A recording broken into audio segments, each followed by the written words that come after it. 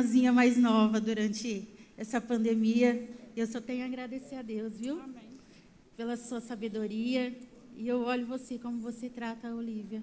E como eu vejo como você é uma mulher de excelência. Amém? Eu acredito que você vai ser usada essa noite. Amém? Deus abençoe.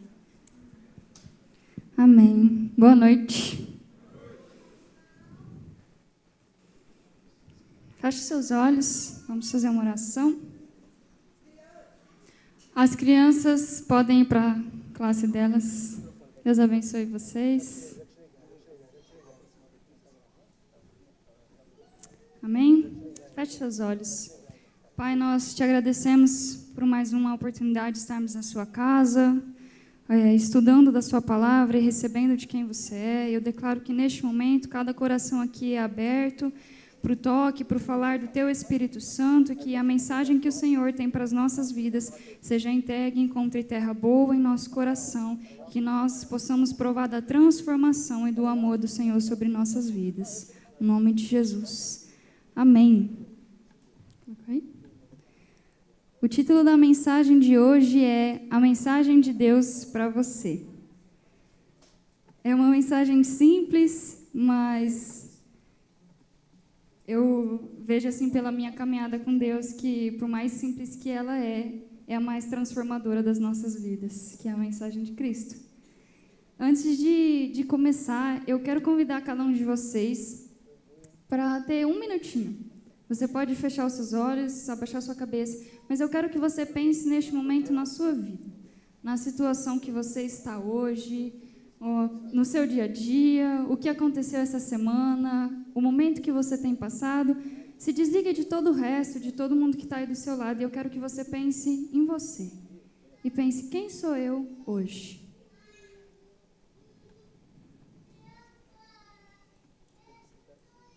Talvez vai passar na sua cabeça algum problema que você está enfrentando, ou uma bênção que você tem vivido nesses dias, algo que tem te deixado muito feliz, ou então uma preocupação que você tem sentido no seu coração. Mas eu quero que você traga à tona neste momento quem é você hoje. Cada um de vocês. Você sabe o seu nome aí, eu não sei o nome de todo mundo, não dá para falar o nome de todo mundo, mas pensa assim, a Monique hoje é essa. Eu tenho passado por isso, tenho enfrentado isso, tenho glorificado e sendo grata por isso. E à medida que você vai, durante essa palavra, lembrando do que você está pensando agora, eu quero que você vai vendo se você se encaixa em algum momento. Antes de eu falar para vocês qual é a mensagem de Deus para vocês, nós vamos ler algumas histórias na Bíblia. E como eu te disse, você vai começar a analisar essa pessoa que você se enxergou hoje.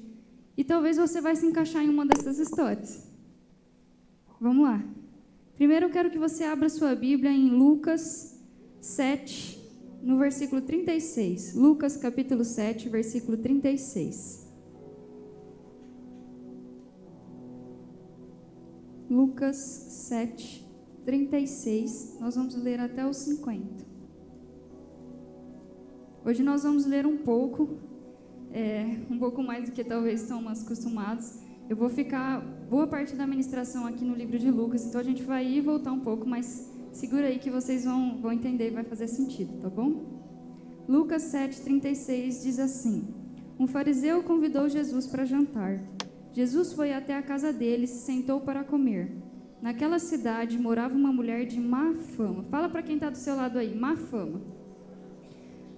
Basicamente, má fama, ou o que essa passagem quer dizer, é que a reputação dessa mulher diante dos homens não era boa. Vamos continuar. Ela soube que Jesus estava jantando na casa do fariseu, então pegou um frasco feito de alabastro, cheio de perfume, e ficou aos pés de Jesus por trás.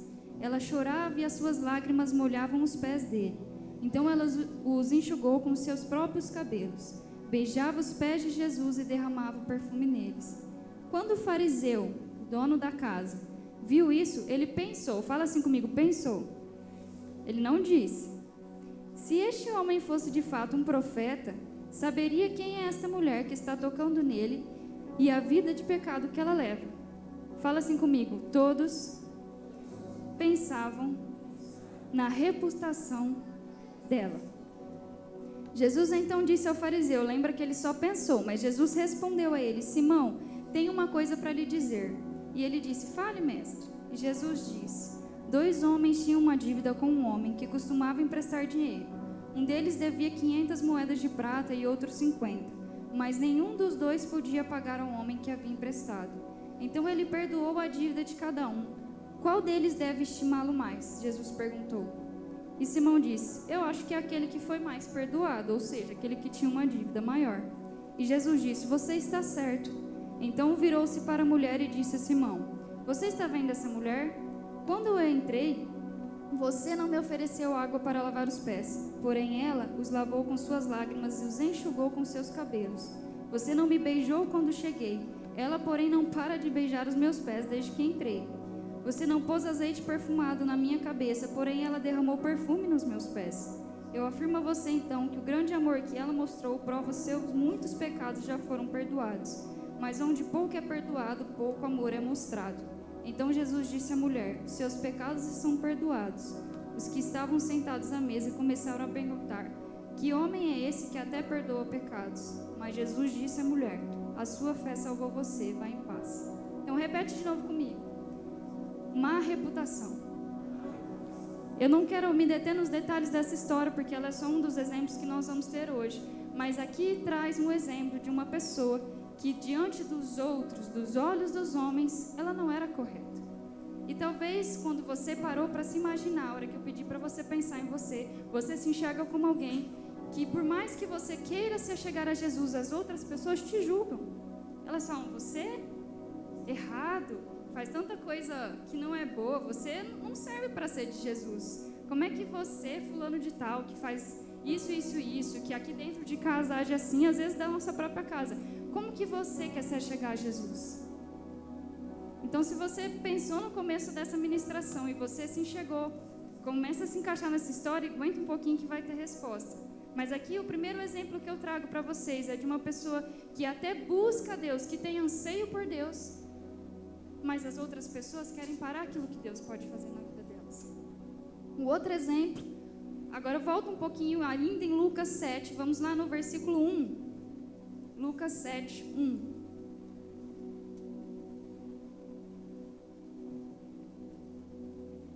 Nós vamos ler até o 10, diz assim, quando Jesus acabou de dizer essas coisas ao povo, foi para a cidade de Cafarnaum. Havia ali um oficial romano que tinha um empregado a quem estimava muito. O empregado estava gravemente ferido, quase morto. Quando o oficial ouviu falar de Jesus, enviou alguns líderes judeus para pedirem a ele que viesse curar o seu empregado. Eles foram falar com Jesus e lhe pediram com insistência, esse homem merece, fala assim, merece. De fato a sua ajuda, pois estima muito o nosso povo e até construiu uma sinagoga para nós.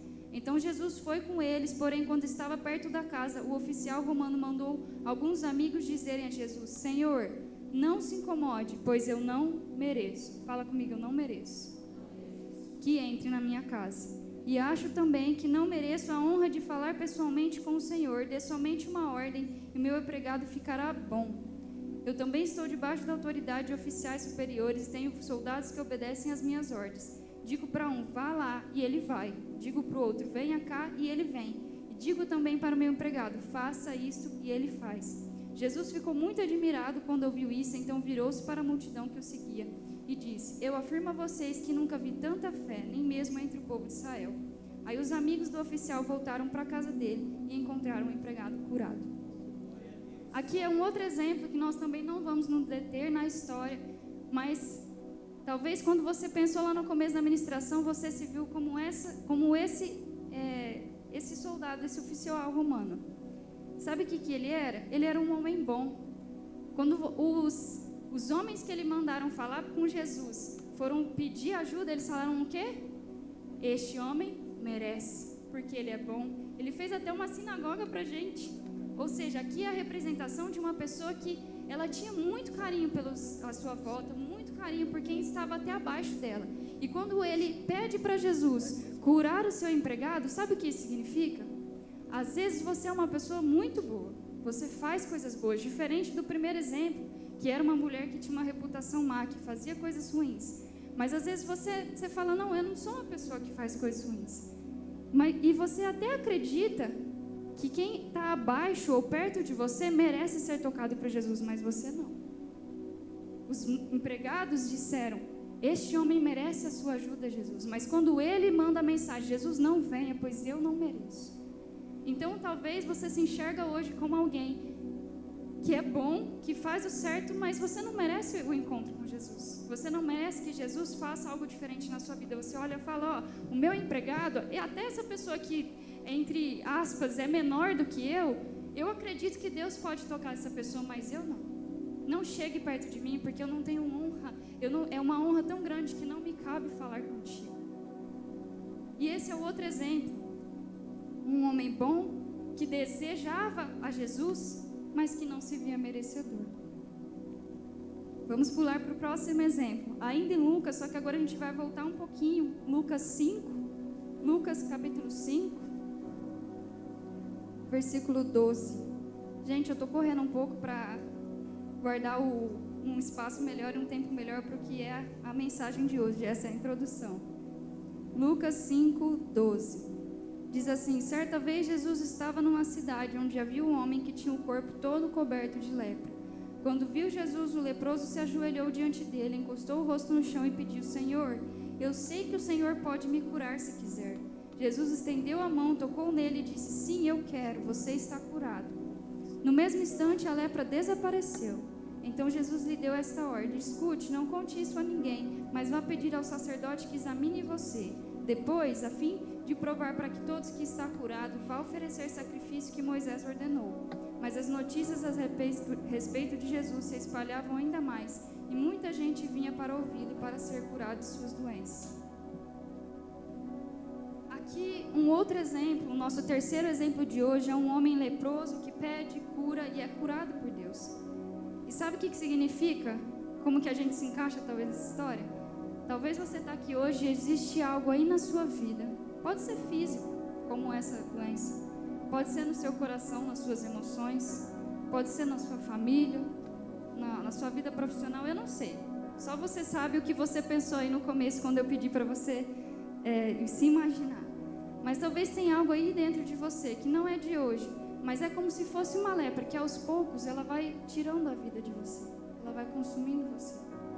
Ela vai tomando aquilo que te daria a vontade, o ânimo, e ela vai te deixando cada vez mais desanimado, sem vida, sem força. Talvez você se enxerga como esse leproso que precisa de uma cura.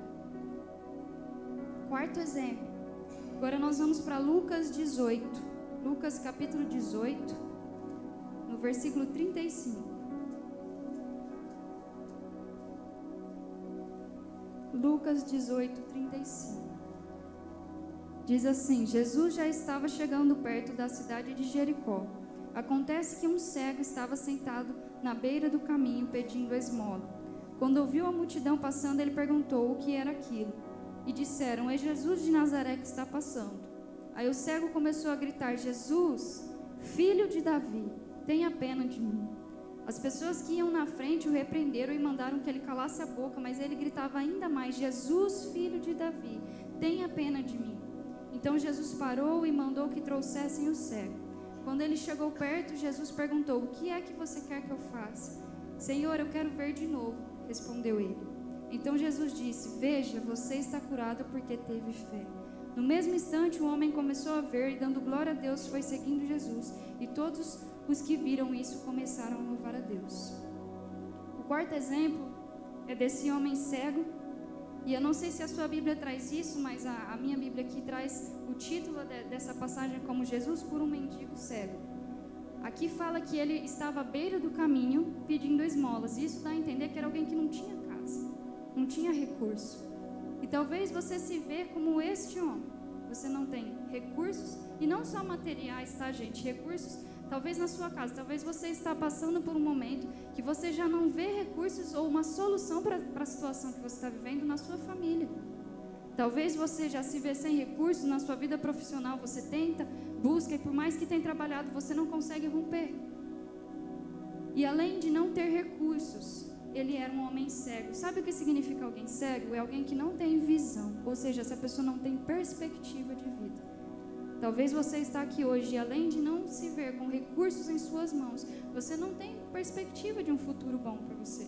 Você não acredita que você pode viver coisas boas, você vê tantas pessoas se dando bem e vivendo tantas coisas maravilhosas, mas você pensa, não, eu não vejo nada acontecendo assim para mim, eu só vivo e se eu continuar vivo e tiver o que comer, tá bom. E é isso que significa estar sem visão. É como se nós estivéssemos cegos. Esse foi o quarto exemplo. Esses 4 primeiros exemplos que eu dei para vocês, se vocês pararem para analisar, todas essas pessoas, elas de alguma forma buscaram Jesus. Jesus estava passando, ou ele estava num lugar e elas foram até ele e falavam, Jesus, eu preciso de você. Eu preciso. E talvez você se encaixou num desses 4, ou a sua questão, ou o que você pensou aí no começo não é nenhuma dessas coisas, mas você se encaixa nesse primeiro grupo de pessoas, que são aqueles que buscam ter um contato com Deus, buscam ter um encontro com Jesus, mas por algum motivo elas podem ser paradas. Tem algo que talvez até este momento impediu. Quinto exemplo, Lucas 5, vamos voltar um pouquinho. Lucas capítulo 5, versículo 17.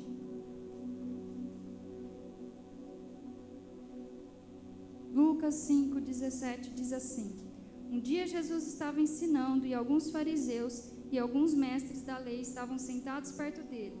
Eles tinham vindo de todas as cidades da Galiléia e da Judéia e também de Jerusalém. O poder do Senhor estava com Jesus para que ele curasse os doentes. Alguns homens trouxeram um paralítico deitado numa cama e estavam querendo entrar na casa e colocá-lo diante de Jesus. Porém, por causa da multidão, não conseguiram entrar com o paralítico.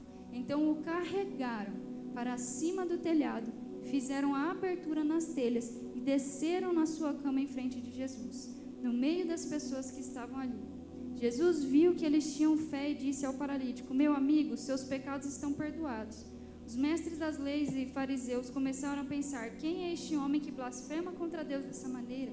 Ninguém pode perdoar pecados, só Deus tem esse poder. Porém, Jesus sabia que eles estavam pensando e disse: Por que vocês estão pensando assim? De novo, eles pensaram e Jesus responde. Olha como Deus sabe o que passa na nossa cabeça. O que é mais fácil dizer ao paralítico: seus pecados estão perdoados, ou levante e ande? Pois vou mostrar a vocês que eu, o Filho do Homem, tenho poder na terra para perdoar pecados. Então disse ao paralítico: Eu digo a você, levante-se, pegue a sua cama e vá para casa.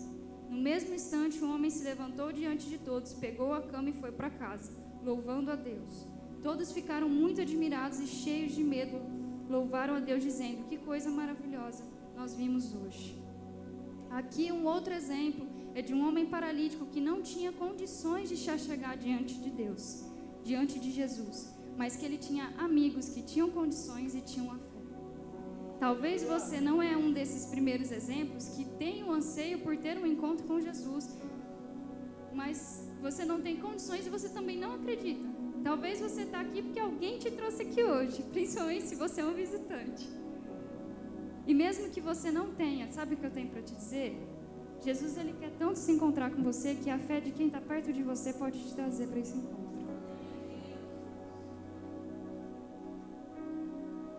Sexto exemplo. Volta de novo em Lucas 7. Falei para vocês que hoje a gente ia ler bastante.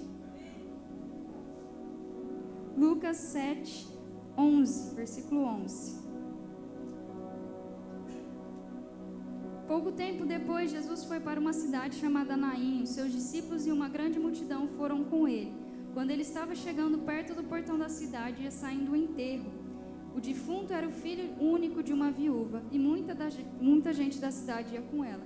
Quando o Senhor a viu, ficou com muita pena e disse: Não chore. Então ele chegou mais perto e tocou no caixão, e os que estavam carregando pararam. Então Jesus disse: Moço, eu ordeno a você, levante-se. O moço sentou-se no caixão e começou a falar, e Jesus o entregou à mãe. Todos ficaram com muito medo e louvaram a Deus, dizendo: Que grande profeta apareceu entre nós. Deus veio salvar o seu povo. Essas notícias a respeito de Jesus se espalharam por todo o país e pelas regiões vizinhas. Nesse exemplo, nós vemos uma viúva que já estava enterrando o seu filho. E se ela era viúva, quer dizer que ela já não tinha também o marido dela.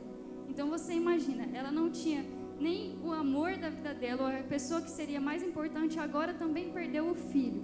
Como que essa mulher devia estar se sentindo? Esse filho já estava morto, aquilo que mais tinha valor. E tinha algumas pessoas com ela, aqui a passagem diz que as pessoas da cidade estavam andando com ela nesse momento do enterro, mas eu creio que isso era também um costume da época, né? Um cuidado com as viúvas, já que não tinha mais família, não tinha amigos, as pessoas acompanhavam. Ainda tinha alguém perto, vamos pensar assim, pelo menos ela não estava sozinha. Mas qual é o exemplo que nós tiramos dessa história? Talvez aquilo que você tinha de mais precioso na sua vida já se deu como morto.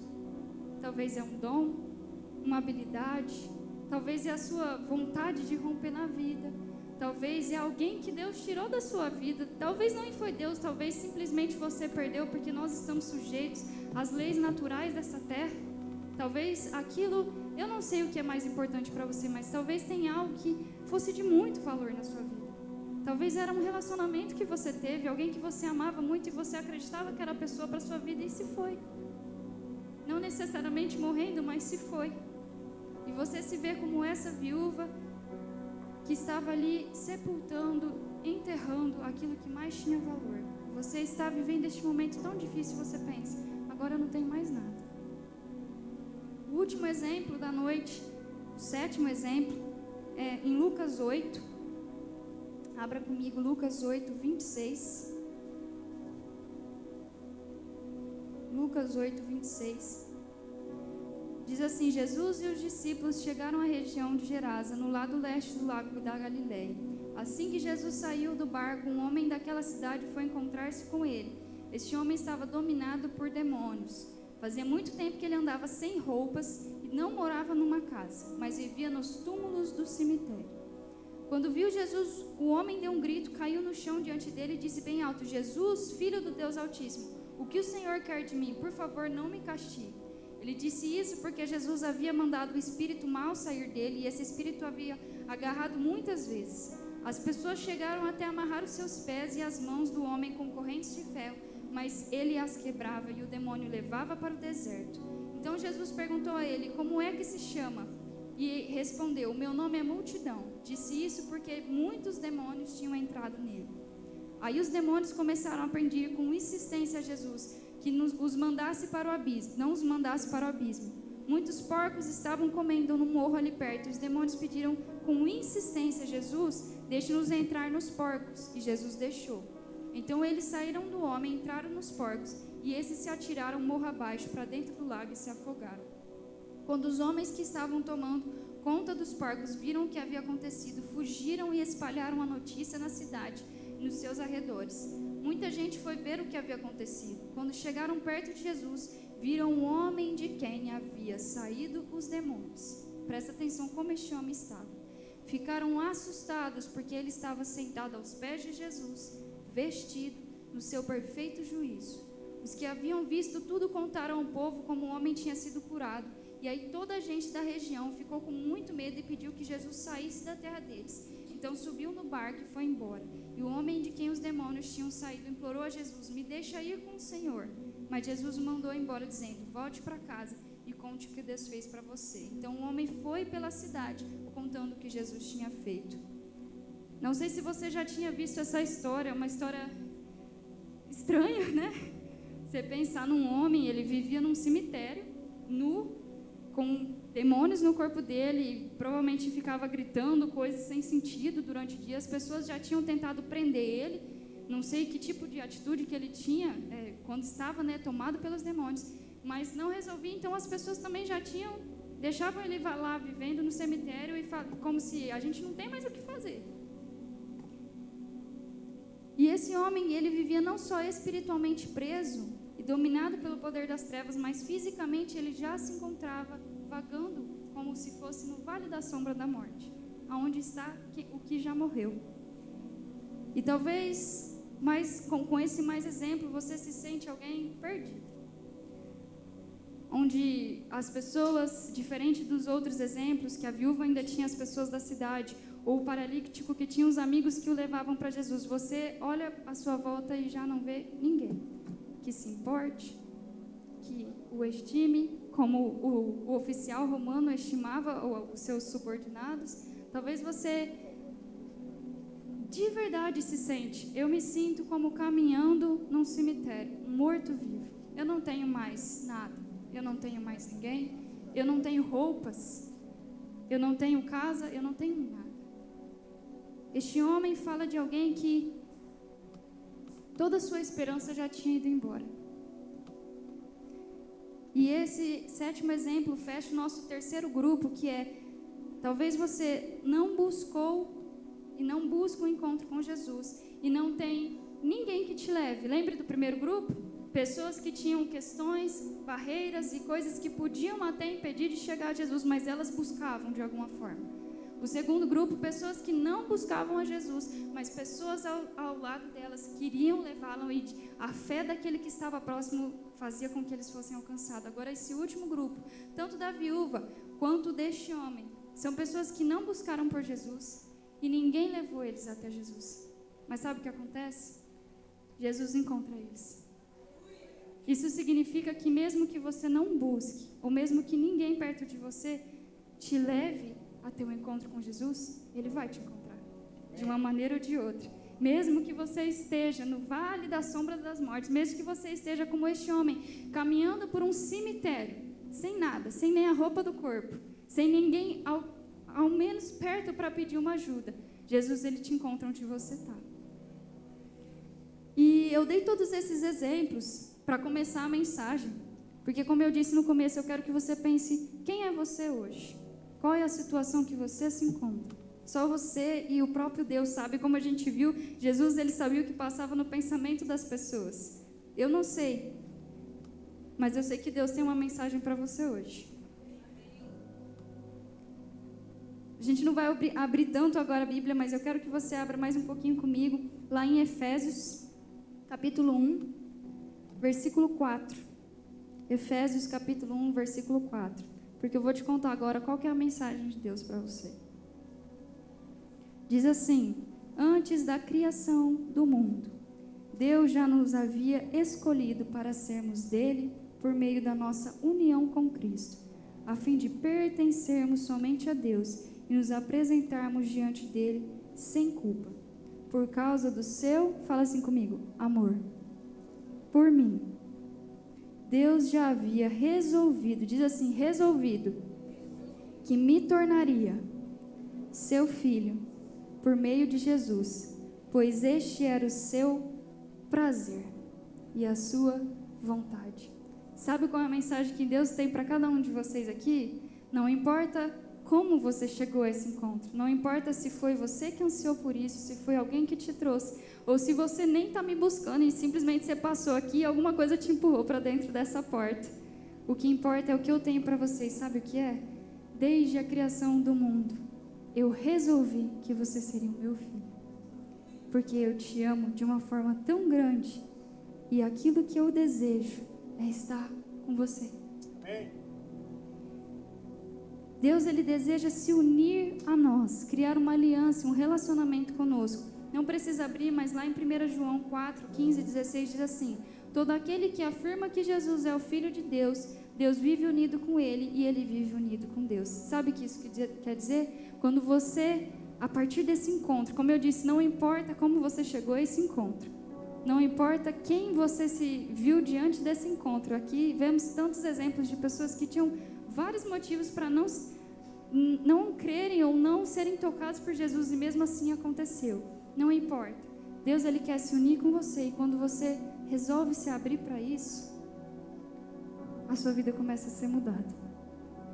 A palavra e a mensagem que Deus tem por você é: Deus anseia por um encontro, e não somente um encontro, ele deseja se unir, te mostrar o quão imenso amor que ele tem por você, e a partir daí cultivar um relacionamento contigo.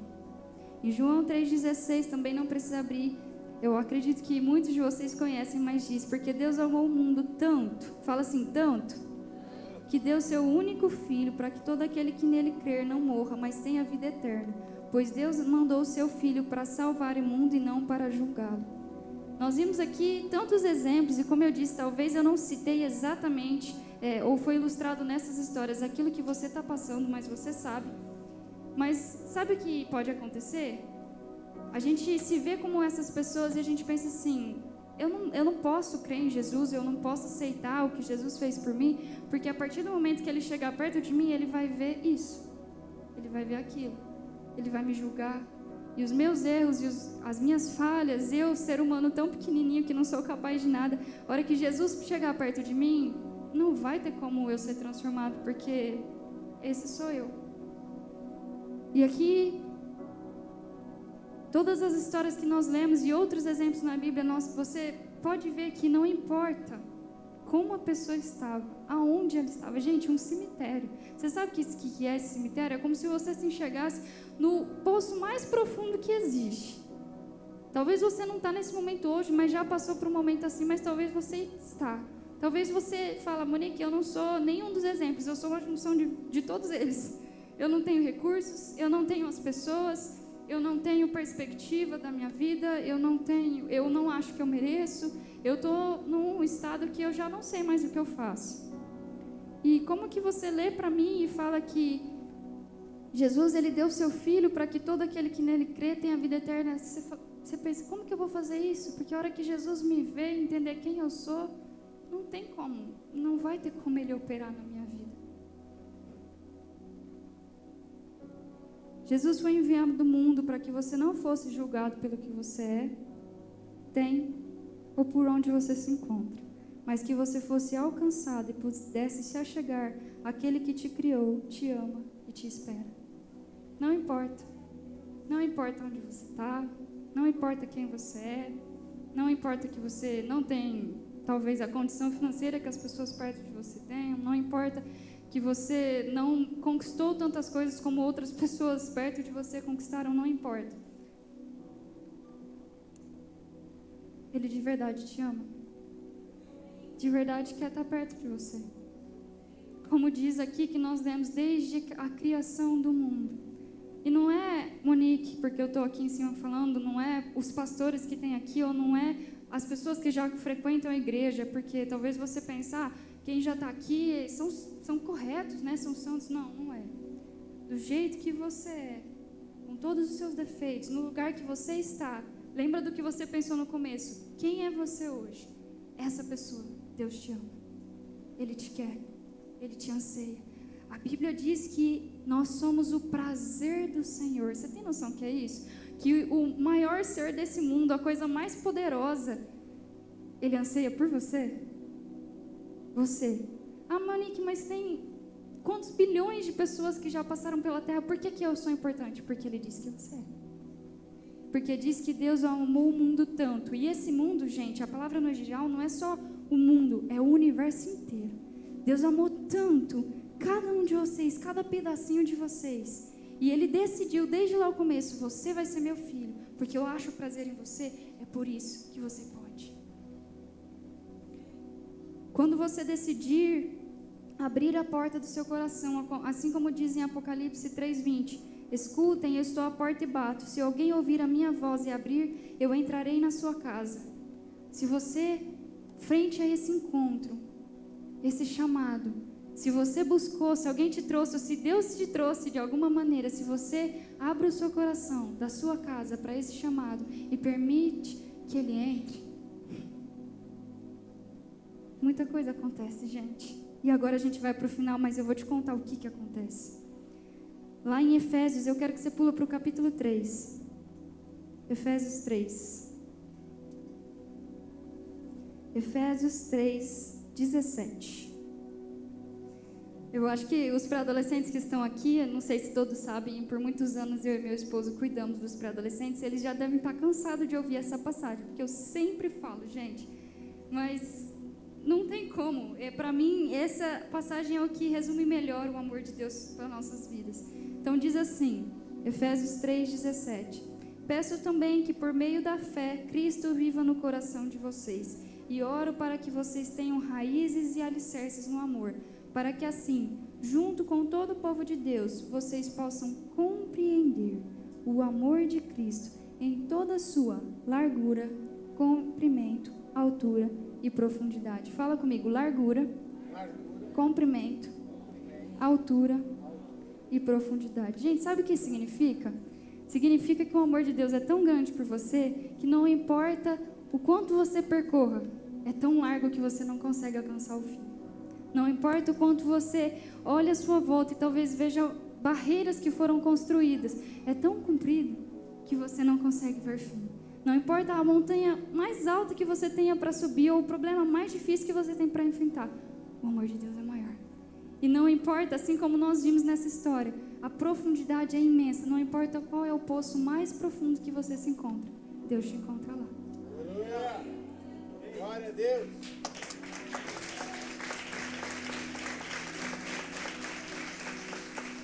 Para finalizar mesmo, quando nós aceitamos esse encontro com Cristo, Deus, Ele nos mostra o seu amor, nós somos envoltos por esse amor, como essa passagem fala. Mas mais duas coisas acontecem. Seguindo no versículo 19, diz assim: sim, embora seja impossível conhecê-lo perfeitamente, peço que vocês venham a conhecê-lo, para que assim Deus encha completamente o ser de vocês com a sua natureza. Outras traduções dizem que traga a plenitude do Senhor sobre a nossa vida. Sabe o que significa? Você, quando tem um encontro com Jesus, permite que Ele entre. Além de ser salvo e remido dos seus pecados, você é envolto pelo amor de Deus e Ele traz plenitude no seu coração. Sabe o que é isso? É aquela lacuna, aquele pedacinho assim do seu interior que precisa tanto ser preenchido que nada neste mundo conseguiu preencher até hoje. Deus te preenche. Ele te enche daquilo que Ele é. E, gente, Deus é muito bom. A Bíblia diz que Deus é puro amor. Então, naquilo que você sente falta, é depositado completo amor perfeito e você não sente mais necessidade. A última coisa que acontece é no versículo 20, diz: e agora que a glória de Deus que a glória seja dada a Deus, o qual por meio do seu poder age em nós, pode fazer muito mais do que pedimos ou pensamos. Quando você se entrega a Jesus e permite que haja esse encontro, você é envolto pelo amor de Deus, você é cheio da natureza dele, preenchido nas suas faltas, e você passa a carregar dentro de você um poder que Ele faz muito mais do que você imagina, muito mais do que você pensa que poderia acontecer na sua vida. Ah, Monique, mas você, aquela pessoa que você pensou no começo, quando Deus passa a habitar dentro do seu coração, o Espírito Santo, que é o mesmo que ressuscitou Jesus dos mortos, Ele habita em você, Ele começa a operar. E aí começam a acontecer coisas que você nem imaginava que podia acontecer na sua vida. Sua vida passa por uma transformação incrível. Então não é só a salvação e a remissão dos pecados, que isso já seria mais do que suficiente, amém? Não é só sentirmos o amor mais forte que existe por meio da nossa fé em Cristo Jesus, mas nós somos transportados do reino das trevas para o reino da luz. Aí sabe o que acontece? Vamos lembrar dos exemplos que a gente viu? Os erros e os pecados, como aquela mulher, são substituídos pela retidão de Deus. Você, antes uma pessoa que cometia tantas coisas ruins e tinha tantas falhas, passa a agir de forma correta. Segundo exemplo, o oficial romano que não se via merecedor, aquilo que ele via como não merecimento é trocado por misericórdia e graça. Porque já não é mais você que faz por merecer, mas é Jesus que habita em você. E quando Deus olha para você, Ele vê Jesus. Terceiro exemplo, aquela doença, lepra, ou aquilo que tem tirado a sua vida e te consumido aos poucos, você encontra cura e restauração. Quarto, você se via sem recursos e sem perspectiva de vida, como um mendigo que era cego. Sabe o que Deus faz? Começa a te dar esperança, provisão, alegria e paz. Quinto exemplo, você não podia mais andar, como aquele paralítico. Sabe o que acontece? Você se levanta e começa a caminhar um caminho cheio de bênção de Deus e a história que Ele desenhou para você. Mais um. Sexto exemplo, você que já tinha morto como aquela viúva, aquilo que mais tinha valor para você, sabe o que Deus faz? Ele coloca de volta nas tuas mãos com vida. É literalmente assim, gente, imagina uma moça, uma senhora, não sei a idade dela, mas ela tinha perdido seu marido e tinha só um filho, e o filho morre. A gente muitas vezes neste momento, eu sei que o pastor Júnior passou por algo muito difícil nos últimos tempos, perdeu o pai e a mãe um dia depois do outro. Gente, deve dar além de você sentir tão sem força, deve ser uma angústia tão grande. Essa mulher devia estar tão triste e pensando, eu não tenho mais nada. Sabe o que Jesus fez? A Bíblia aqui, a passagem diz que ele dá o filho nas mãos da mãe. Ele te entrega de volta com vida aquilo que você achou que você tinha perdido. Último exemplo, você que até então vivia já dentre os mortos, ninguém ao seu lado, ninguém estimando ou preocupando por você, nu. A Bíblia traz algumas passagens que fala até de judeus rasgando as vestes. Sabe o que a veste significa? É a situação que a pessoa se encontra. Quando eles estavam num sofrimento muito profundo ou muito arrependimento, eles rasgavam as vestes. E aqui esse homem nem vestes tinha mais para rasgar. E fala que quando as pessoas voltam, eles encontram aquele homem aos pés de Jesus, vestido no seu perfeito juízo. Sabe o que é isso? Mesmo que você já tenha perdido os seus pensamentos, você está passando por uma depressão, por ansiedade, talvez você está passando algo tão profundo que é como se você fosse esse homem. Sabe o que acontece? Deus te reestrutura, Ele te coloca de volta no lugar, te veste com vestes novas e a sua vida começa de novo. Não importa como você chegou a ter esse encontro com Jesus, nem quem você se enxerga hoje. O que importa é a mensagem que Deus tem para você. Ele te fez, te predestinou, te amou, te encontrou. Ele quer se unir com você, se relacionar com você, mostrar o seu amor e transformar a sua vida. Para que isso possa acontecer, você precisa deixar Ele entrar. Você pensa assim, mas eu conheço Jesus. Mas você precisa declarar. A Bíblia diz que quando nós cremos e declaramos, Jesus, eu quero a vida que você conquistou para mim na cruz. Eu reconheço que você morreu, ressuscitou, e eu quero passar a ter essa vida. Eu quero sentir o seu amor me envolver. Eu quero tentar correr para todos os lados e fugir e não conseguir, porque eu quero estar completamente cheio de Ti. Quando a gente faz essa decisão, nossa vida muda. E talvez você está aqui me ouvindo hoje e você pensa, mas eu já entreguei minha vida para Jesus, eu já faço parte dessa ou de uma outra igreja, eu já caminho com Jesus. Mas talvez você se esqueceu dessa verdade na sua vida. Talvez você está vivendo como um desses exemplos que nós vimos, onde algo tem talvez te dado motivo para não receber, para não se encontrar. Mas eu quero te convidar essa noite a ficar de pé. E se você está aqui, nunca teve esse encontro, nunca decidiu entregar a sua vida para Jesus, e quando a gente fala entregar, gente, não é que, ai meu Deus, que estranho, né? Vou ficar igual esses crentinhos. Não, não é isso. Quando você entrega a sua vida para Jesus, quer dizer que você diz assim, eu não sou capaz. Eu já tentei de muitas formas viver uma vida diferente, mas eu não consegui, então Jesus, me ajuda. Aquilo que o Senhor fez, por favor, traz para dentro de mim, para que eu possa de verdade viver. É isso que é entregar a sua vida para Jesus. Não é você caracterizar quem você é, mas você descobrir quem você realmente é em Deus.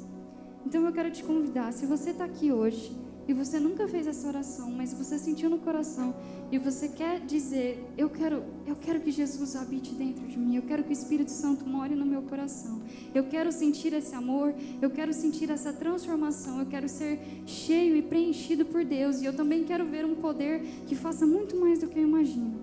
Se você quer fazer essa decisão, eu vou pedir que todos fechem seus olhos. Se você quer fazer essa decisão pela primeira vez, por favor, levanta a sua mão. Não tenha vergonha. Essa é a decisão mais importante que você pode ter na sua vida e que pode transformar todo o seu futuro. Mas se você também já teve esse momento de decisão, mas por algum motivo você se esqueceu dessa verdade, ou não tem vivido essa verdade, eu também quero que você levante a sua mão. Nós vamos orar por vocês. Amém? Você que levantou a sua mão, eu vou pedir que você não tenha vergonha, mas que você venha aqui na frente, que eu quero fazer uma oração especificamente por você. Pedir que os pastores venham aqui.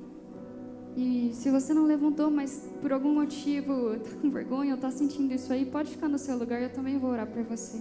Amém? Quem levantou a mão? Alguém? Pode vir aqui, por favor. Qual é o seu nome? Oi? Malu?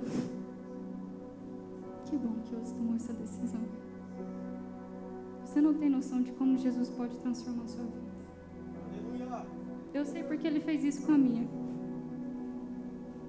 E quando você declarar isso com a sua boca, vai começar a habitar dentro de você.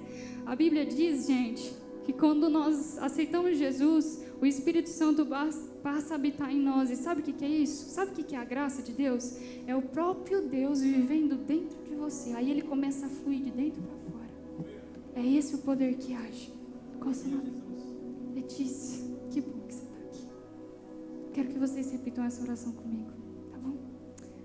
Jesus, eu te convido a fazer morada em meu coração. Eu aceito aquilo que o Senhor fez na cruz por mim. E eu tomo posse de tudo que o Senhor conquistou. Eu declaro que a partir de hoje, o Espírito Santo sela a minha vida e começa uma ação de transformação. Eu declaro que onde existia morte, passará a ter vida, e que a luz do Senhor passe a brilhar em todo o meu ser, todos os meus dias, no nome de Jesus.